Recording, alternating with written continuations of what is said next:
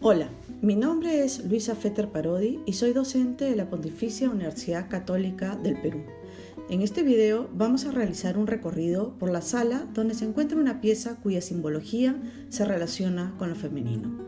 Se trata de un adorno que ha sido utilizado por las mujeres andinas desde hace 2300 años aproximadamente para sujetar su manta o el axu y que continúa hasta el presente su uso.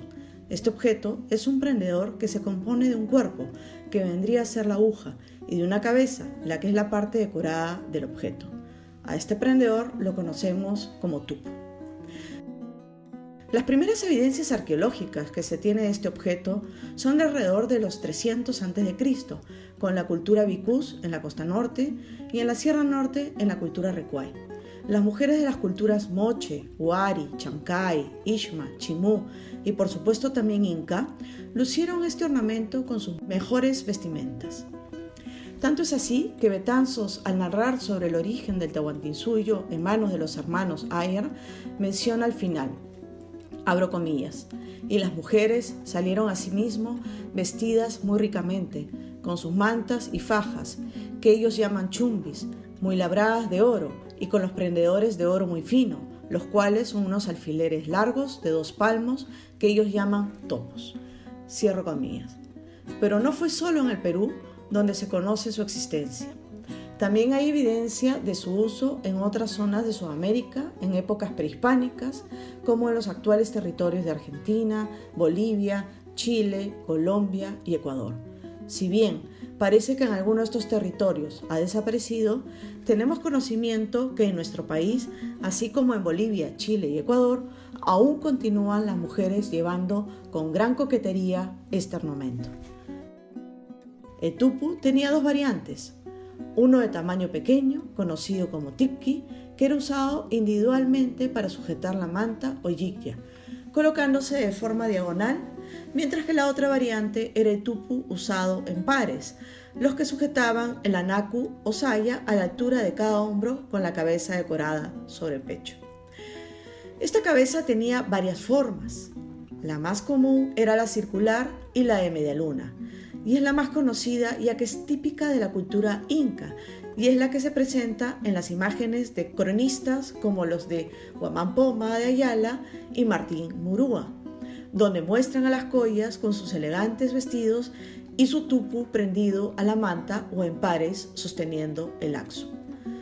Pero en tiempos anteriores a los incas se han hallado tupus con cabeza en forma de pez, aves con cabeza de forma de clavos, con espirales, búhos, felinos, en general representaciones antropomorfas y zoomorfas, lo que denota una gran variedad de formas decorativas.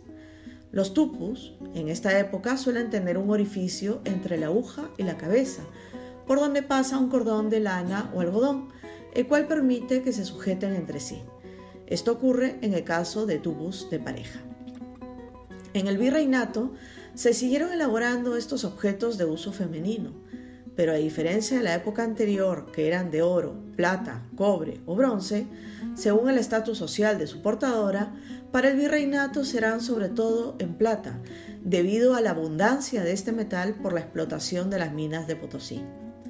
De finales del siglo XVI y del siglo XVII se conservan pocos ejemplares, cuyas formas continúan con las presentadas por los incas, es decir, de forma semilunar o circular, pero esta vez presentarán diseños grabados o repujados, donde combinarán imágenes relacionadas al mundo español con el andino. Es así que los artesanos, indígenas en su mayoría, introdujeron poco a poco elementos simbólicos extraídos de su cultura y los mezclaron con la de los europeos, como lo que se conoció el arte mestizo. Esto ocurrió en las diversas expresiones artísticas, siendo la platería una de ellas. En los siglos XVIII y XIX abundarán los tupus con forma de cuchara, aunque dicha representación aparece en el siglo XVI. Así también de conchas veneras, forma que adquiere en América importancia por la relación que se estableció entre el apóstol Santiago e Illapa o el trueno. El pavo real, sirenas andinas, sol y luna estarán presentes en los tupus de esta época. Otro elemento decorativo son las láminas repujadas con corazones, personajes, escenas, entre otros. Para esta época perderá el orificio por donde se pasaba el cordón, pero se incorporarán otros elementos como cuentas de vidrio de colores, engastadas y diferentes objetos que cuelgan de los extremos del tupu, como por ejemplo pescados articulados, figura muy común en esta época, ollitas, cucharitas, platos, entre otros. El uso de tupu no se limitaba a la vestimenta. Hay algunos autores que le incorporan otros usos, como Montel, quien indica que no está fuera de duda que los tupus con grandes cabezas en forma de disco hayan servido como espejos, como se observa en el dibujo del cronista Huamán Pomba de Ayala, donde la coya Mamahuaco sostiene en su mano izquierda un tupu que refleja su imagen. Por su parte, Zárate propone que el tupu generalmente está afilado en sus extremos anchos, para ser utilizados también como cuchillos. ¿Se referirá Zárate al uso de tupu también como un arma defensiva? El cronista Cobo presenta un uso interesante del tupu. Menciona, abro comillas, solían las mujeres quebrar sus topos o alfileres con que prenden las vestiduras, entendiendo que por esto el varón no tendría fuerza para juntarse con ellas, o la que tenía se le quitaría luego, cierro comillas. El libro Extirpación de las idolatrías en el Perú, del padre Pablo José de Arriaga, narra cómo el tupu fue parte de las ceremonias familiares en torno a las zaramamas, es decir, a las illas, madres del maíz, que eran representadas como mujeres, hechas de cañas de maíz, vestidas de mujer con anaco, yiyas y topos de plata. Por otro lado, Money indica que en la visita de idolatrías hecha en Chercas y Andajes por el cura de la doctrina de Pachadódor, don Pedro de Celis, en 1725, se menciona que los topos eran usados para vestir las tinajas donde fermentaba la chicha poniéndoles fajas finas y tupus.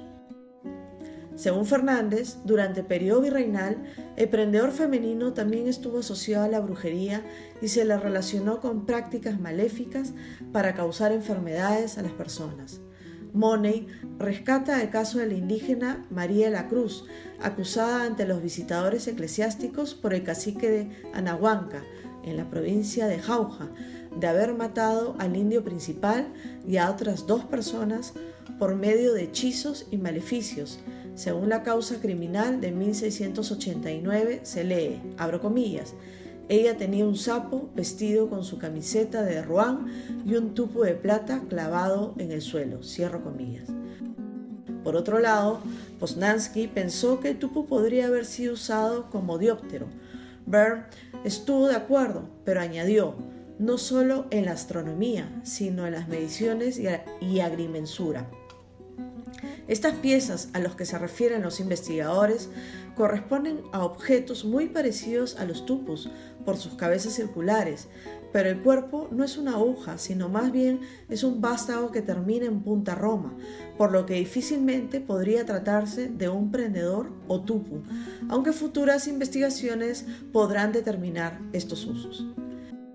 Por último, y ya pasando a la República, podemos mencionar el uso de los tupus en Tarapacá, en Chile, en el Carnaval de Isluga, o en el baile llamero en la fiesta de San Pedro y San Pablo en San Pedro de Atacama, Chile, así también en Tarabuco, en Bolivia, y por supuesto en nuestro país. En la actualidad aún son usados en el carnaval camilaqueño en Tacna o en el pueblo de Tupe en la Sierra de Lima. Muchísimas gracias por su atención.